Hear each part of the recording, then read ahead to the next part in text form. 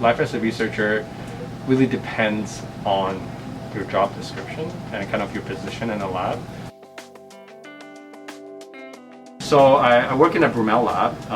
We focus on host pathogen interactions. Mainly we work with two bacterial pathogens. One is Salmonella and one is Listeria.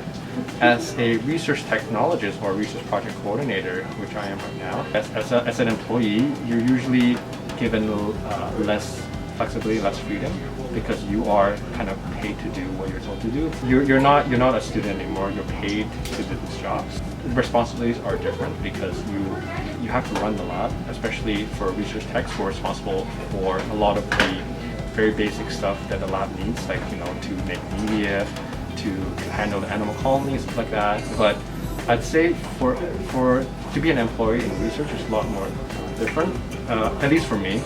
So in research, there's always the experiment portion of working, and that's not just like the mundane like tech duties kind of thing. So there's still a certain of flexibility, a degree of flexibility working in research, even as a tech, but it's more so constrained to what the PI wants you to do.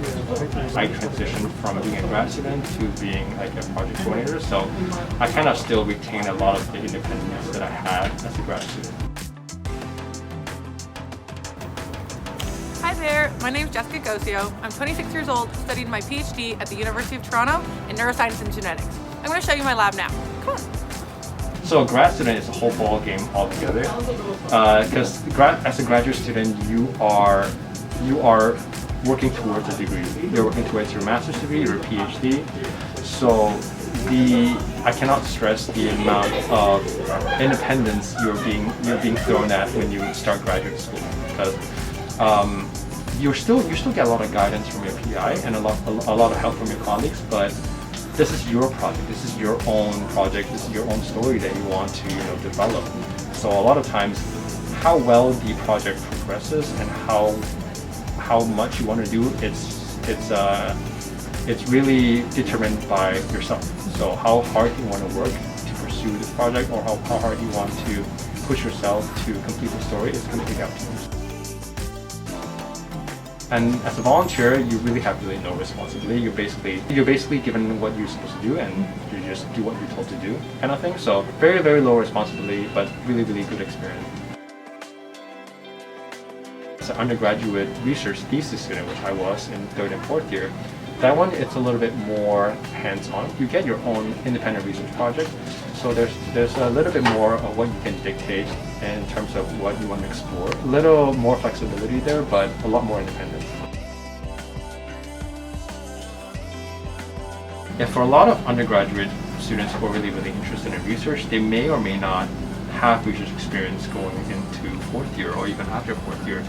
And the thing I say to most of my mentees is it's never too late to start getting that experience, even if you're in 4th year. There's so many opportunities out there in DFT and also in the surrounding hospitals. There's so many teaching hospitals that you can get research experience from. I'd say if you don't have an experience and you really, really still are interested in doing research, it is not a deal breaker that you enter graduate school with no research experience whatsoever. It is definitely possible to apply to some graduate programs, or most graduate programs don't require research experience in the lab or research experience at all. A lot of times there are programs in place to get you that experience in the first place. So like molecular genetics or MoGen or biochemistry, they have what they call rotations, where you spend up to 5 weeks in one lab, and then you move on to the second lab and in the third lab, 5 weeks each. You kind of like gain experience each time and kind of get to know what the lab is like, and at the end of the rotation you get to pick which lab you want to work with. There are also many, many other ways as well. One of them is through the summer internship programs. There's a lot of them in Toronto. U of T has a few in the Faculty of Medicine, but also all the teaching hospitals have their own summer research programs. SIGIT's internship research program, St. Mike's, CAMH, UHN, Mount Sinai. They all have really, really great summer programs as well. So you can try and apply to that if you want to gain more experience. If you're still not able to get a research position, you can also always volunteer in a research lab.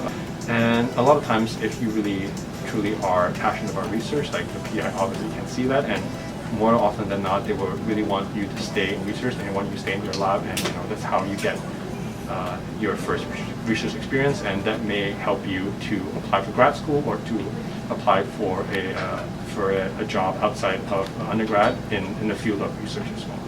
So I wouldn't say it's impossible to get into research without research experience. Definitely possible, but again, a lot of other opportunities to gain experience as well if you don't have any. We have to restrict our movements in the building itself, so we need to track exactly who's been here, when they've been here, and we need to make sure there's that kind of no overlaps. You can book your shifts kind of thing, but like I said, like there's no 9 to 5. Everyone has their own schedule kind of thing. This is one of the things we had to change because of the pandemic, because before we can just come in and go whenever we want, but because of COVID, we need to be able to know who's been here for how long in case we need to do any kind of contact tracing. But when it was at 25 to 40% capacity, we had to close off every other bench, and we had to designate everybody to like a specific bench to work in. So that was a pretty big adjustment, but hopefully with time and with more vaccinations available, we'll be able to go back to 100% soon and kind of move away from this kind of format. During the pandemic, like I mentioned, from March to June, this entire institute was shut down.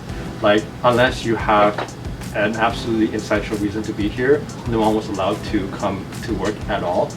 And that was a big issue, especially during like the summertime, usually where a lot of people the most productivities, because like they don't have to go to classes anymore. The grad students will come in pretty much like just being allowed to work. But yeah, from March to June we had 0% capacity, and then from June to last I'd say August, it was 25%, and then slowly from that 25 we moved on to 40%, 60%, 75%, and now we're like 80%. So it was a slow ramp up, because this was done to really ensure the safety of like all the employees and all the trainees, grad students, and like the staff here as well, to make sure that there isn't any kind of like risk for transmitting the COVID at all.